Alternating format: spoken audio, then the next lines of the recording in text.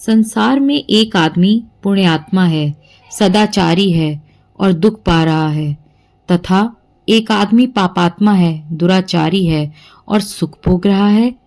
इस बात को लेकर अच्छे अच्छे पुरुषों के भीतर भी यह शंका हो जाया करती है कि इसमें ईश्वर का न्याय कहाँ है।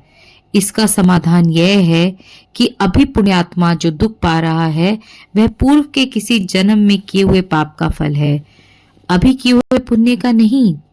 ऐसे ही अभी पापात्मा जो सुख भोग रहा है यह भी पूर्व के किसी जन्म में किए हुए पुण्य का फल है, अभी किए हुए पाप का नहीं। महाभारत वन पर्व में एक कथा आती है।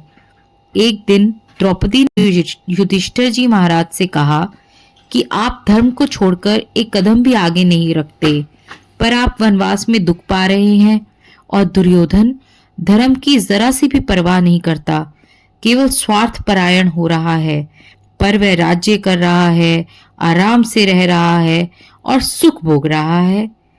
ऐसी शंका करने पर युधिष्ठिर महाराज ने कहा कि जो सुख पाने की इच्छा से धर्म का पालन करते हैं वे धर्म के तत्वों को जानते ही नहीं। वे तो पशुओं की तरह सुख भोग के लिए लोलुप और दुख से भयभीत रहते हैं, फिर बेचारे धर्म के तत्व को कैसे जाने। इसलिए मनुष्य की मनुष्यता इसी में है कि वे अनुकूल और प्रतिकूल परिस्थिति की परवाह न करके शास्त्र की आज्ञा अनुसार केवल अपने धर्म कर्तव्य का पालन करते रहें।